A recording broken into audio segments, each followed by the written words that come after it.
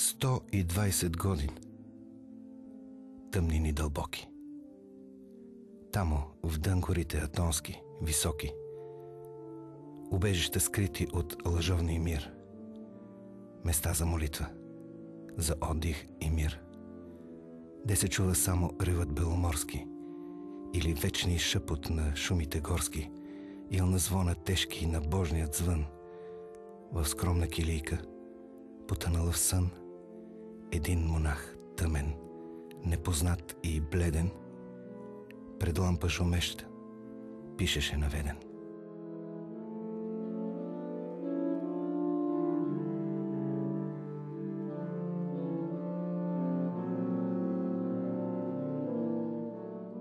Историята на балканското културно и политическо възраждане е немислима без онзи тип дейци, които нашите народи справедливо нарекоха апостоли. Това определение, носещо смисъла на учител, будител, спасител, жертвоготовен борец, приляга на почти всички наши възрожденци, но с особен пиетет ние, българите, го прибавяме към името на първия, на онзи, който по думите на народния поет хвърли най-първата искра в народната свяст – Паисий Хилендарски. Изрядно, о пресвятей, пречистей, преблагословенней. Най-после отдъхна и рече: конец. На житие ново аз сторих венец.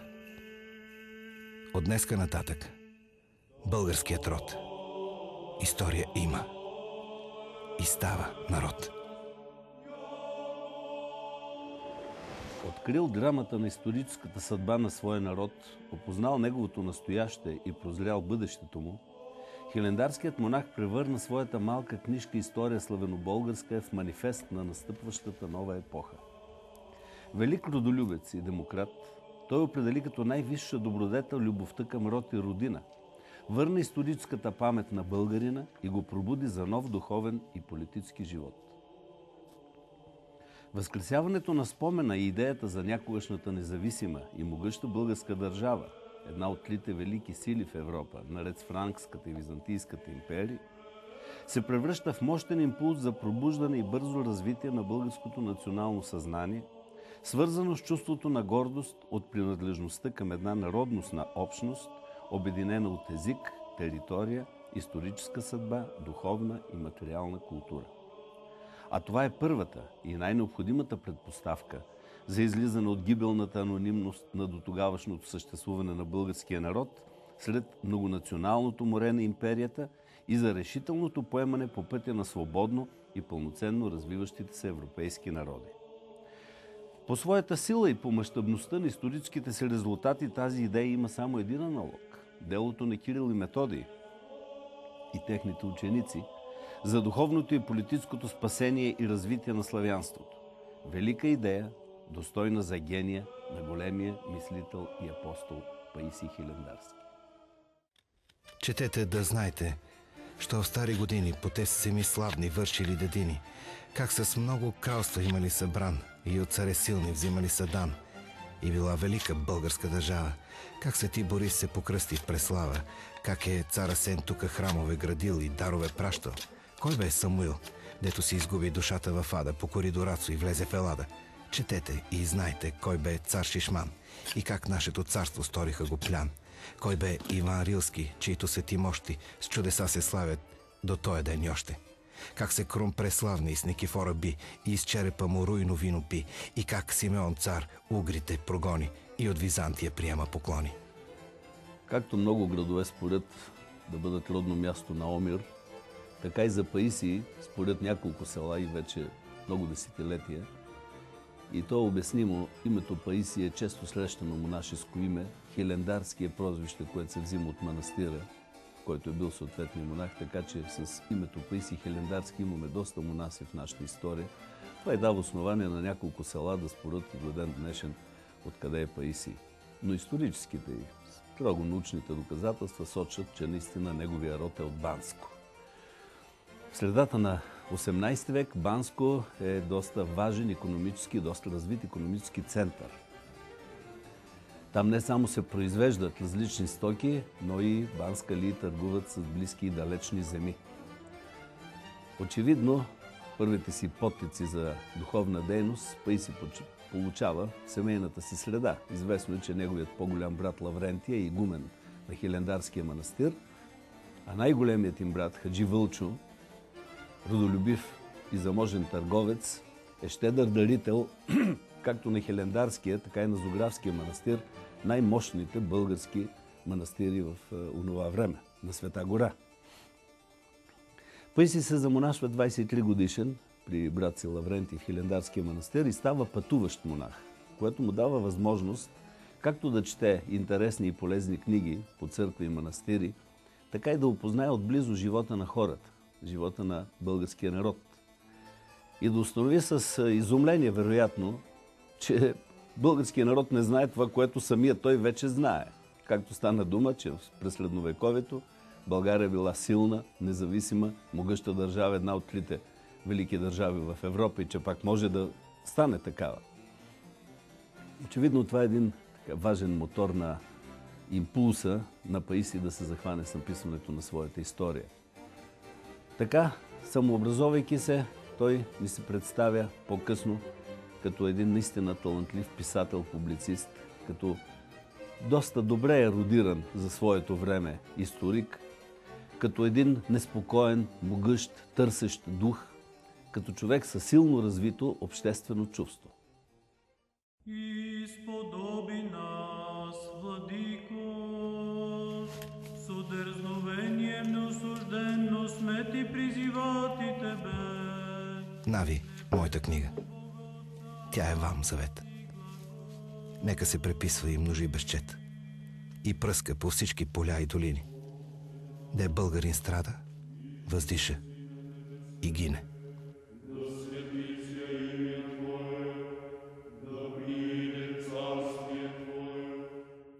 До идеята за написване на историята Паисий достига вероятно не само в резултат на личните си наблюдения и на книгите, които е прочел, но и на разговорите, които са били водени между по-образованите монаси в Атонската монашеска обител.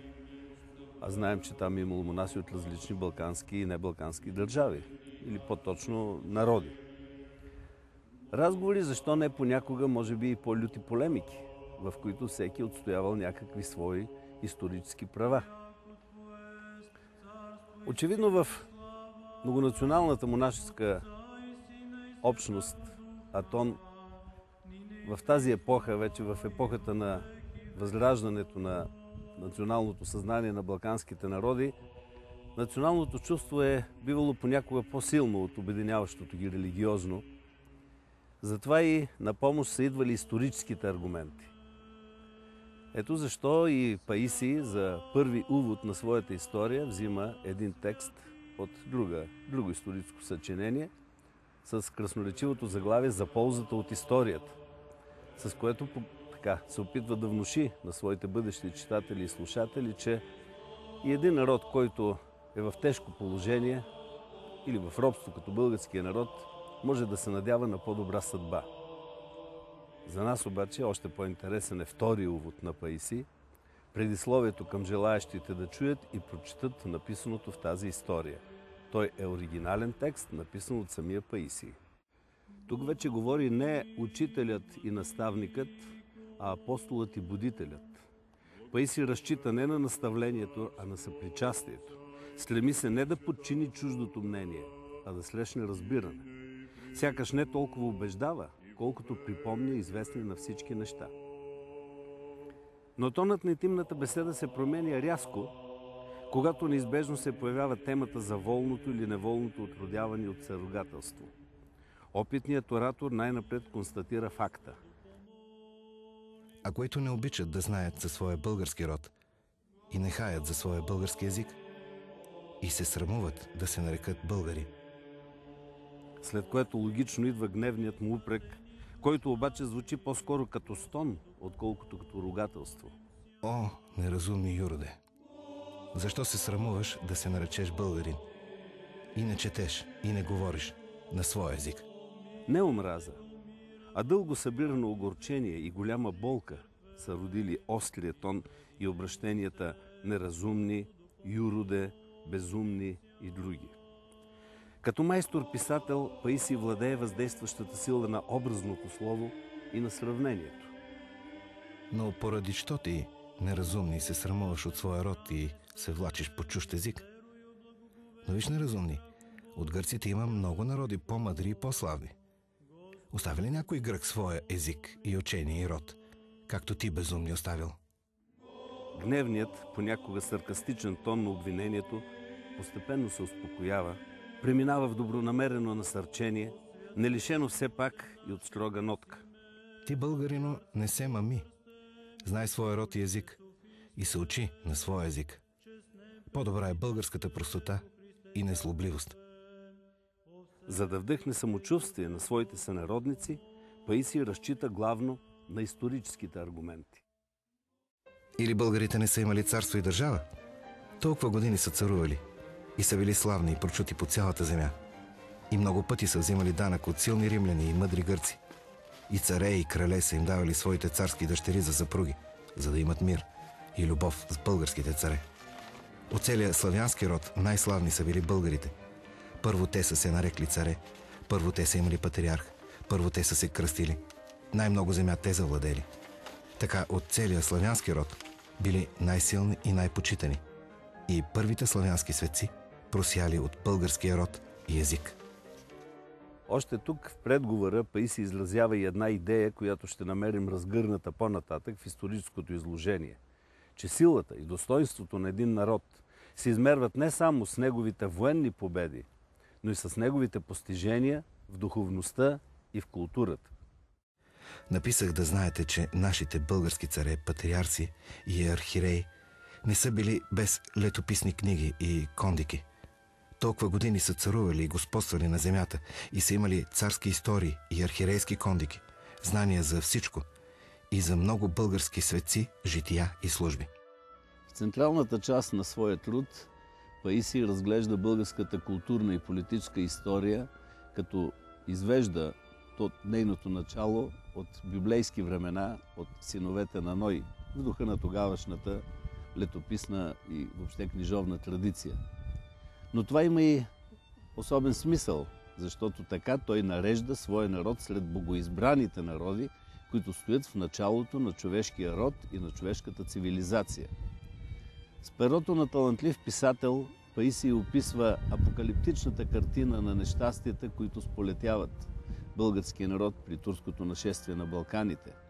По-омировски величаво и трагично звучат неговите думи.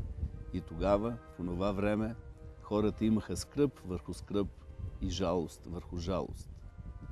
Паисий възхвалява онези смели, истински, силни, умни български царе, които са водели българския народ и своята държава към победи, но не е безкритичен към онези, които са били безотговорни към съдбата на народа, било в исторически, било в социален план. Но не били научени да се покоряват на царе, а били свирепи и диви, безстрашни и силни във война, люти като лъвове. Един отивал срещу 10 без страх. Такива били в началото българите, силни и яки във война. Така и гърците пишат своите истории. Българите са диви и непобедими във война. Римското царство било силно и славно на земята, но българите посред гърците и римляните усвоили и завладели най-много земя и царували през толкова години самостоятелно и славно. Но както вече казах, Паисий ясно е съзнавал, че историята на един народ не е само летопис на войни и междудържавни съперничества. В духа на идеите на просвещенския 18 век той се стреми да вдъхне респект и уважение към учителя, към книжовника, към човека на духовната култура, към сътвореното от него народополезно слово и дело. В духовната атмосфера на Света гора, сред многобройните български книги и хилядолетните манастирски книгохранителници, той отделя в свой труд специално внимание на делото на Кирил и Методий и техните ученици и последователи. Посочва категорично българския характер на делото им и се противопоставя на опитите, които още тогава се правят да се омаловажи българският характер на това велико дело, да му се придаде някакъв безличен, славянски облик. Така от целия славянски род, най-напред българите, получили славянски букви, книги и светокръщение. При все, че москалите, русите, сърбите и други се хвалят, че те по-напред са приели славянските букви и кръщението. Но не е така. Не могат да представят за това никакво доказателство. Целият народ и 4 патриарси, Иерусалим, Синая, Света гора, всички говорят българска или вургарска книга, а не сърбска или словенска. Паисий обхожда всички книгохранилища, в които може да намери стара книга, стар препис, нещо, което да влезе като градиво за историята. Сам признава, че отива в немската земя, в тогавашна Австро-Унгария, и там намира руското издание на Мавро Урбини. От българските издания, Паисий, той няма тогава издания, от българските преписи, Паисий познава всички жития за българските светци, което прави много богата неговата история за българските светци. Вече бяха проучени от Златарски, Боян Пенев, Велчо Велчев, Петър Динеков, по-голямата част от чуждестранните извори на Паисий. Аз разбрах колко висока езикова и книжовна култура притежава Паисий. Неговите извори са на гръцки. Той познава всички гръцки жития, издадени през 1742 година. Неговите извори са руски. Той познава всички засягащи българската история руски книги, издадени в началото на 18 век. Немски. Намира немска книга, в която е описан ужаса на българите при завладяването им от османците и го предава много трогателно. Разбира се, най-много ползва сръбски извори, в каквито в Хилендар се намират достатъчно много, и българските, които той търси, както се казва, със свещ, и наистина намира огромно количество старобългарски извори. Аз искам да споделя с вас, че тази работа ми донесе едно невероятно щастие. Там, където знаех извора на Паисий, аз присъствах как автентичният Паисий изписва изречението си. Какво чете, това аз вече знам, какво отхвърля, какво приема, какво не му достига, къде ще го потърси. И така, ред по ред, аз се лаская от радостта, че съм от малкото българи, които са седели редом до Паисий в неговия творчески процес. Изпитвам велик възторг от интелектуалността на Паисий. Това е творец с една много силна мъдрост, с едно много силно оценъчно чувство и най-вече творец, който вижда перспективата на труда си. Тази интелектуалност се предава чрез текста по-нататък и на неговите преписвачи. И тогава тръгнах да изследвам преписвачите. Това е едно още неосъзнато богатство на българското възраждане, защото нямаме 2 преписа, а става дума за 60 преписа, които да са еднакви напълно.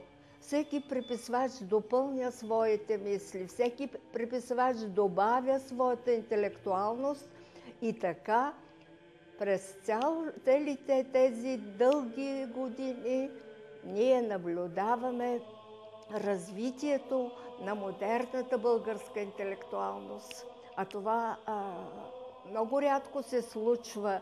една личност да програмира интелекта на своята нация за следващите 2 века. За това, да ви отговоря, вярвам, че Паисий е най-големия българин.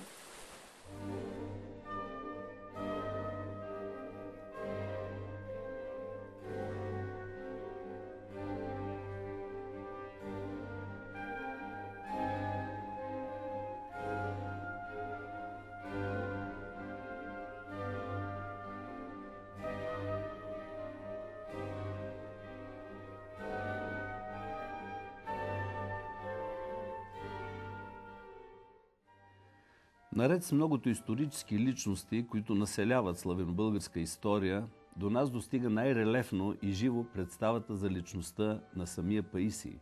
Будителя, родолюбеца, демократа, писателя-публицист, пламенния апостол на ползу родо българском.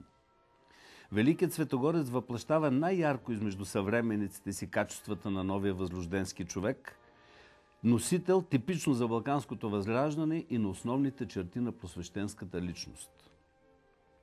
В неговата пламенна проповед е заложено семето на идеята за бъдещата всенародна борба за отхвърляне и на духовното, и на политическото робство. Затова казваме, че Паисиевите идеи лягат в основите на българската национално-революционна идеология, подготвяйки делото не само на Неофит Бозвели и дядо Славейков, но и на Раковски и Ботев, на Левски и Каравелов, на Стамболов и другите апостоли от априлското въстание. Паисий изразява представата ни за истинския възрожденски писател. Съчетал в една личност книжовника и обществения деец, подчинил и живота и способностите си на голямата национално-освободителна идея. Пред нас се появяват чертите на една неспокойна, любознателна и самоотвержена натура, на човек, роден както за задълбочена книжовна работа, така и за чисто апостолска мисия. На път, след онези, за които беше написал и на които носеше светлината на своята история, го настига и краят на жизнения му път. В село Амбелино, в южната част на Асеновград, 1773 година. Остава да пътува през вековете неговата история, неговото дело, остава да пътуват неговите завети, обаянието на неговата личност. Личност многостранна и богата, достойна за епохата си и за която епохата също беше достойна. Личност трагично величава, която беше изпреварила времето си и тъкмо за това се бе явила точно на време.